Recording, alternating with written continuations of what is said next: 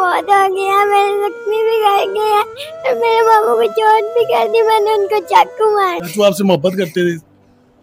बहुत ज्यादा करता था, मेरे चाचू को मुझे जख्मी कर दी। शरीर में था, मेरे दोनों पैरों के अंगूठे वो नाखून निकल गए। ये चोटें आपके सामने।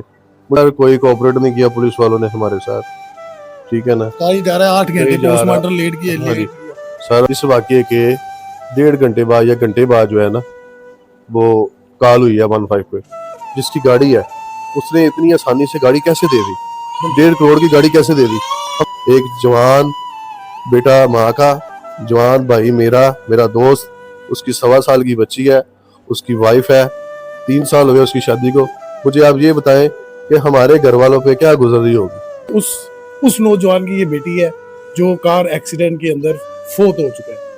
असल नाज़रीन, मैं नदीम कमोर आप दे रहे हैं कमो पाकिस्तानी चैनल। नाज़रीन, 2-3 दिन पहले एक ऐसा वाकया पेश आता है जिससे हर आंख नम हो जाती है। एक कम उम्र ड्राइवर जिसने कई बाइक्स को कुचल डाला, एक बाइक की जान ले ली और एक बाइक जख्मी हालत में इस टाइम हमारे साथ मौजूद है। ये फरीद भाई हैं, इनके जो छोटे भाई थे अमीन, वो जान की बाजी हार गए सिर्फ एक कम उम्र ड्राइवर की इस हरकत की वजह से। ये सारा वाकया, इसकी हकीकत क्या है, हम जानते हैं फरीद भाई से, जो आंखों देखा हाल आपको बताएंगे। अस्सलाम वालेकुम भाई साहब। फरीद भाई, सबसे पहले तो बहुत ज्यादा अफसोस हुआ है। एक भाई का गम, जवान मौत का गम कोई भी पूरा नहीं कर सकता है। तो जरा हमें ये बताएं हकीकत क्या थी। सबसे पहले तो भाई नहीं था, वो मेरा दोस्त था, बड़ा अच्छा दोस्त था। भाइयों को पता है आपको तफरका होता है, मामला तो होते हैं उनके, वैसा हमें कुछ भी नहीं था, ठीक है। हम ना तकरीबन 10 बजे घर से निकले हैं बच्चों के लिए शवारमा लेने के लिए, फास्ट फूड लेने के लिए। हमने रेड एंड चिली पेपर है, वहाँ से शवारमे लिए, लेके हम वापस आ रहे हैं घर की तरफ। पीछे से ऐसे लगा है कि जैसे कोई मजाइल लगा है, कोई बम फटा है। इतना ज़्यादा आवाज़, इतनी ज़्यादा शोर ये मुझे सुनाई दी है। तो उसके बाद लोगों ने बताया है, मैंने, क्योंकि मेरा तो दिमाग मूव हो गया, वो आवाज़ सुन के वो अपना बाइक पे लेके जाते हुए अपने आप को घिसड़ता हुआ, मेरा दिमाग मूव हो गया। मुझे 3 दिन हो गए मैं इसी सदमे में हूँ कि वो जो आधा पौना घंटा है वो मुझे याद आए, उसमें से मुझे एक भी चीज़ याद नहीं आ रही। तो वो जो है ना, लोगों ने मुझे वहाँ बताया है कि जब आप वहाँ पे बाइक के साथ ही घिसड़ते गए हैं, आप रुके हैं, आपने बाइक को पीछे किया है या लोगों ने उतारा है, निकाला है मुझे, मैं भागता हुआ अपने बाइक की तरफ आया हूँ। तब तो लोगों ने उसकी ना बॉडी बूडी निकाल ली हुई थी, साथ मैंने लग के निकाली बॉडी उनकी बाइक की। फरीद भाई, ये बाइक आप चला रहे थे या भाई चला रहा था? बाइक मैं चला रहा था। हालांकि उसके साथ मेरी कमिटमेंट हुई थी कि घर से बाइक चला के मैं जाऊँगा, वापसी भी वो चलाएगा, पर वो मेरा दोस्त था, हंसी मजाक करता था। जब वहाँ पे बैठने लगे, मैं कहा उस्ताद जी वो ताड़ी वाड़ी करना नहीं मेरे भाजी। वो मुझे उस्ताद कहता था, मैं उसको शिगिर्द कहता था।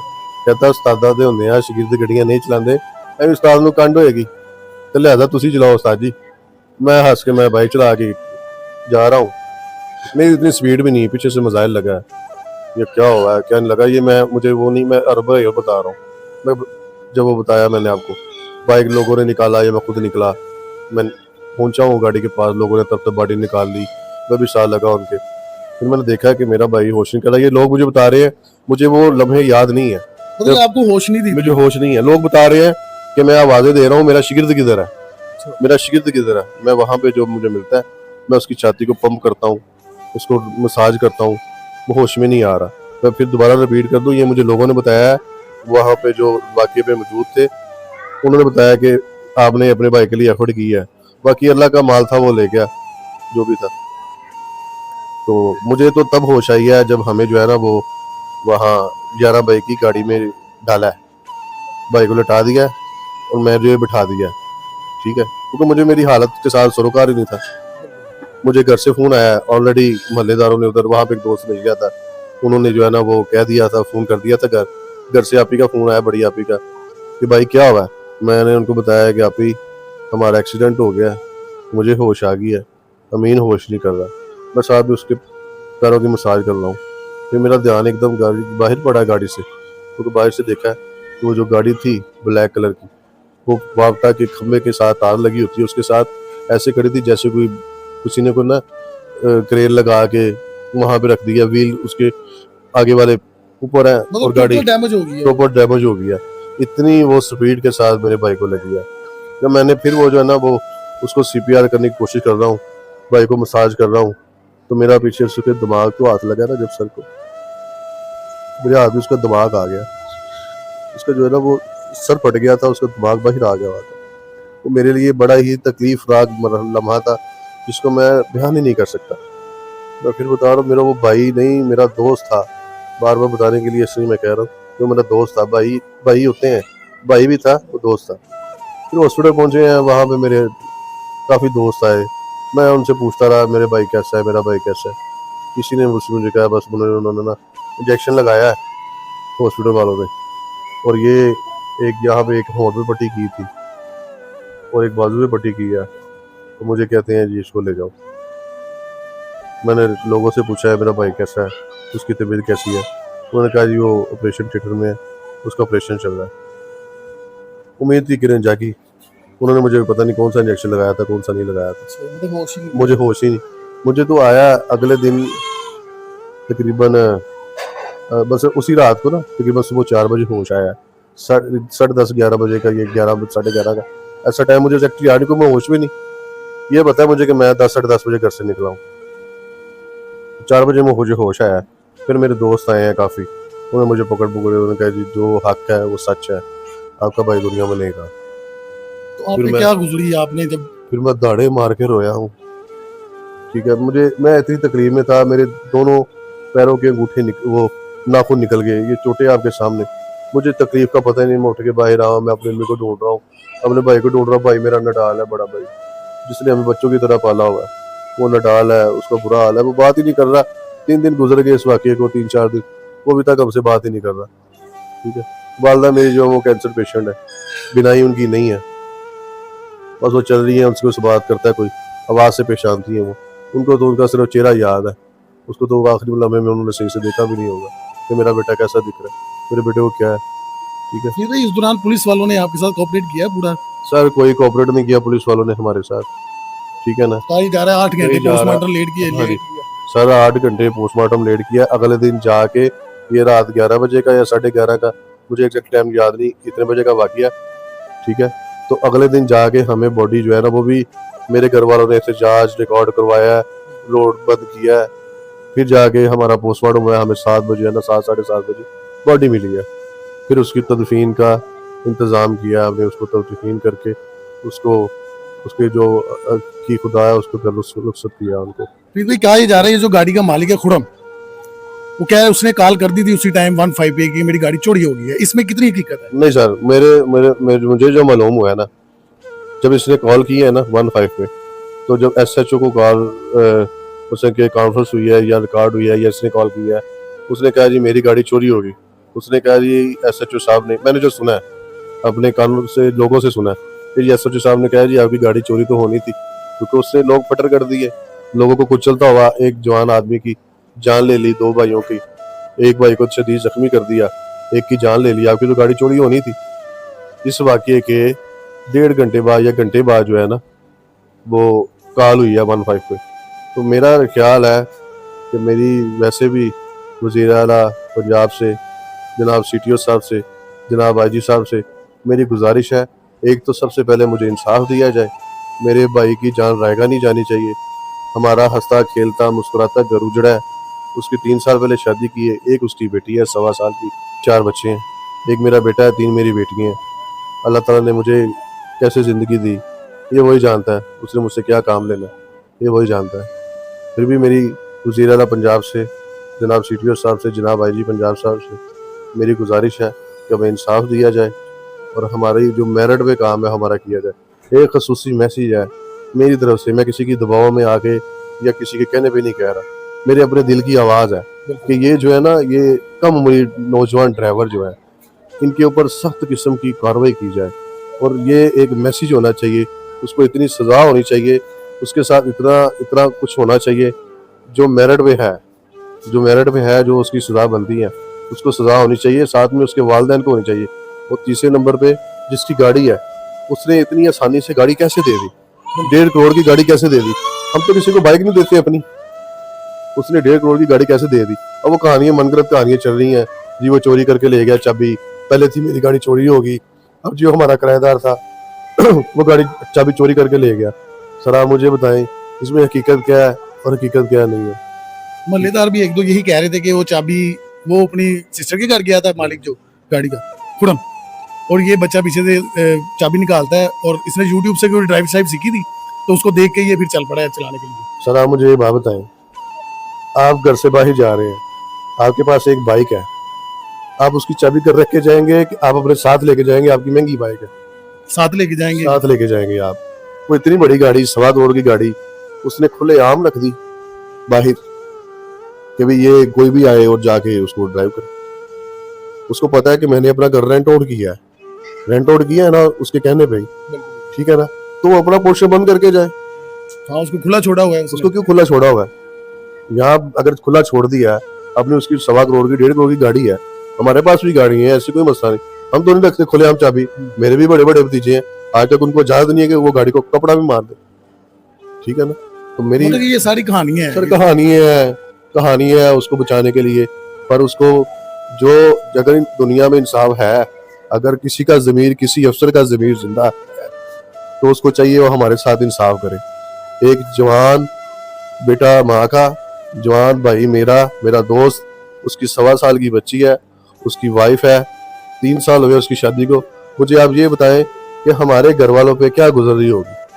सिर्फ आप सोच के बता दें, हमारे ऊपर तो गुजर रही है, हमारे ऊपर तो गुजर रही है, सिर्फ आप सोच के बता दें एक लम्हे के लिए मेरी जगह पे आके कि ये वाकया क्या है, जो हकीकत है उसको तस्लीम करें। ये जो मामला है, आपकी मेहरबानी है, ऐसे ना करें। गलत ये उसकी बेटी है। ये उसकी बेटी है नाज़रीन, ये जो एक्सीडेंट के अंदर अमीन भाई की बेटी है, छोटी बेटी है। अमीन जो जिसकी डेथ हो गई है, जो एक्सीडेंट के अंदर, उसकी ये बेटी है। इधर लाओ जरा मेरे बेटे, ये देखिए नाज़रीन, ये इधर आओ, इधर मेरे बेटे, ओए ओए अच्छा वो देखो, ये देखिए नाज़रीन, ये छोटी सी बच्ची है, मेरा ख्याल ये 1-1.5 साल की बच्ची होगी, तो इसके बाप की जान ले लेगी ये कम सिन छोटे से ड्राइवर ने। तो मेरी तो रिक्वेस्ट है ये अदारों से, अहदेदारों से, कि इस बच्ची को कम से कम, ये कमसुन बच्ची है, इसको इंसाफ दिलाया जाए, वरना ऊपर जाके आपका गिरेबान पकड़ेंगे। ये तो पकड़ेगी, ये मासूम बच्ची तो लाजमी आपका गिरेबान पकड़ेगी। ये उस नौजवान की ये बेटी है जो कार एक्सीडेंट के अंदर फोत हो चुका है। ये सब वबाएं हैं कि उसके 3-4 बच्चे थे, सिर्फ ये एक अकेली बच्ची है, इसकी माँ है। इन पे क्या क़यामत बर्पा हो रही होगी, आप खुद इमेजिन कर लें। जो बच्चों वाले हैं उनको तो समझ आ गई होगी कि जो बच्चों वाले हैं, आप सबके भी बच्चे हैं, आपकी भी औलादें हैं, तो बाप के बगैर क्या जिंदगी होती है आप सबको पता है। तो मेरी तो रिक्वेस्ट है कि इंसाफ दिया जाए इन सबको। ये पकड़ो मेरा बेटा। फरीद भाई, एक और विवाद फैल रही है, लोग बातें कर रहे हैं कि आपको 2 करोड़ की ऑफर हुई है, क्या ये हकीकत है इसमें? सर ये सारी अफवाहें हैं, ना हमारे पास कोई आया है, ना हमने किसी की ऑफर कबूल की है, ना हमने ऑफर लेनी है। हमें सिर्फ इंसाफ चाहिए बस, ना हमें किसी चीज़ की ज़रूरत है। अल्लाह ताला का दिया हुआ सब कुछ है। अगर कानून जिंदा है, कानून है, तो हमें इंसाफ दिया जाए। अगर कानून नहीं है तो फिर दुनिया तो देखेगी, यहाँ पे नहीं आखिरत पे हम जरूर पकड़ेंगे। जो इस वक्त मौजूद है, जो कानून साज है, जो मौजूद है, उनको तो हम पकड़ करेंगे। वहाँ पे क्या करेंगे, उसकी अदालत में क्या करेंगे? ना हमें कोई ऑफर की जरूरत है, ना हमें ऑफर चाहिए। फिर ये हिसाब ऐसे लोग आके बैठ जाते हैं आपके पास कि चलो जहाँ तो चलेगी, ठीक है ना, तो ये इस मासूम बच्चा है, इसको भी तुम अल्लाह की राह में माफ़ कर दो, क्या ऐसा? सर सबसे पहले तो ये जो जितना बड़ा सानिया है ना, चलो अगर उसके वालिदैन नहीं, उसके बहन भाई नहीं, उसके कोई मामला, वो कोई पीछे जिसकी गाड़ी वो नहीं, कम से कम उसके मोहल्लेदार या उसके घर के कोई करीब या उनको कोई रिश्तेदार वो ताज़ियत करने के लिए आ जाते, तो हम कुछ ना कुछ ज़रूर सोचते। कोई भी नहीं आया, कोई भी नहीं आया उनकी तरफ से, कोई भी नहीं आया। तो सर ये मुझे बता दे हम क्या कर सकते हैं? नहीं, वो इस डर से ना आए हो कि पुलिस वाले ना अरेस्ट कर ले। सर पुलिस वाले कहाँ, पुलिस वाले सर आपके सामने हैं, मैं खुले अल्फाज में नहीं कह सकता, ठीक है ना। वो उसको निकाल दिया था हवालात से बाहर, एसी वाले कमरे में था। वो सभी हैसियत लोग हैं, उनका सिक्का चल रहा है। नहीं, उनके पीछे भी किसी बड़े का आदमी है, कोई है आपके? जाहिर सी बात है, वो बच्चा एसी वाले कमरे में बैठता है, हवालात में है ही नहीं। वो तो हमने एहतजाज किया तो फिर उसको हवालात में डाला, वरना एसी वाले कमरे में बैठा हुआ था। कल उसका रिमांड भी हो गया 4 दिन का। कल उसका 4 दिन का रिमांड मिल गया। अब देखिए क्या बनता है। फिर भी मेरी गुजारिश है कि अल्लाह ताला इनको इंसाफ करने की तौफीक दे। नहीं जी नाज़रीन, आपने सुन ली असल हकीकत क्या थी। एक बच्चा है उसका, ठीक है ना, अमीन का। उसके ना तो 3 बच्चे हैं ना 2, फरीद भाई के 4 बच्चे हैं। वो जख्मी हालत के अंदर हैं। वो सिर्फ एक ही फरियाद कर रहे हैं कि हमें इंसाफ दिया जाए। अगर हमें दुनिया में इंसाफ नहीं देंगे तो आगे जाके हम आपका गिरेबान पकड़ेंगे। फरीद भाई का एक बच्चा भी है छोटा सा, वो भी कुछ कल का बेचारा रो भी रहा है। सुधा हुए हैं, 3.5-4 बच्चे हैं, वो भी कोई फरियाद करना चाह रहे हैं। बेटा आप क्या कहेंगे पुलिस वाले अंकल को, क्या कहेंगे? मैं कहूँगा देखो मेरे पापा को जख्मी कर दीजिए, मेरे मीन चाचा को भी छोड़ के, मेरे मीन चाचे भी छोड़ के, ये इतना प्यार करते थे, पैसे भी देते थे और मेरे पैसे भी देते थे, बहुत अच्छे थे। तो क्या कहेंगे आप? इंसाफ मांग रहे हैं आप, इंसाफ चाहिए आपको? प्यार चाहिए मुझे बाप का। आपके बाप तो हैं, आपके चाचू चले, वो भी आपके बाप ही थे। हाँ जी। अच्छा, तो किसको कहेंगे? वो पुलिस वाले अंकल को कहेंगे कि हमें इंसाफ दें? ना ये बच्चे की कंडीशन देख रहे हैं, वो बेचारा नडाल हुआ है, 3 दिन हो गए हैं, अभी ताज़ा ताज़ा हुआ है ये। तो बच्चे भी बेचारे एक किस्म के नडाल ही हुए हैं, उनके पास भी अल्फाज नहीं है ऐसे। मेरी तो रिक्वेस्ट है, आप क्या कहोगे बेटा? आपके मामू फोत हो गए हैं। मेरे मामू बहुत हो गया, मेरे जख्मी भी कर गए और मेरे मामू को चोट भी कर दी, मैंने उनको चाकू मारना है। उनको मारना है आपने, इंसाफ लेना है आपने, तो उनको कहेंगे हमें इंसाफ दें। हमें इंसाफ दे। बच्चे जिनसे इतनी मोहब्बत थी ना उनकी, कि ये बच्चे बेचारे इतने अफसुदा हुए हैं कि आप इनकी कंडीशनें देख सकते हैं ना, बेचारे बोल पा रहे हैं। बेटा क्या हाल है आपका? मेरे चाचू बहुत हो गए, मेरे दूसरे चाचू को भी गिरा के चला गया और मेरे पीरे को भी गिरा के चला गया और मेरे इतना प्यार कर चाचू आपसे मोहब्बत करते थे? बहुत ज्यादा करते थे। मेरे दूसरे चाचू को मुझे भी कर दी, अब भी उसको माफ करेंगे, अल्लाह ने उसको छोड़ा। उनको कड़ी सजा होनी चाहिए जिन्होंने ये किया। करीब जैसे मैंने मेरे चाची को मारा, उसको भी वैसी सजा होनी चाहिए। बस ये बच्चे भी यही रिक्वेस्ट कर रहे हैं कि उनको कड़ी से कड़ी सजा होनी चाहिए। जिस हादसा को हम बार बार अपील यही कर रहे हैं कि उनको आप सजा दिलाएं। एक फरीद भाई के दोस्त भी मौजूद है यहाँ पे, उनसे भी हम पूछ लेते हैं कि आप क्या कहेंगे भाई? जी सर, ये जो वाक़या हुआ है ये तो लफ्ज़ों में तो बयान ही नहीं हो सकता कि जो इस टाइम इस घर की जो कंडीशन है, वो हम 3 दिन हो गए हम इधर ही हैं, तो जिस हालातों से हम लोग गुज़र रहे हैं वो तो लफ्ज़ों में बयान ही नहीं हो सकते। बहरहाल हम जितने भी इंसाफ़ करने वाले अदारे हैं, हम उनसे सिर्फ़ यही रिक्वेस्ट करेंगे कि खुदारा अगर तो इस मुल्क में इंसाफ़ ज़िंदा है तो हमें इंसाफ़ दिया जाए। हम तमाम अदारों से यही रिक्वेस्ट करते हैं कि हमें इंसाफ़ दिया जाए।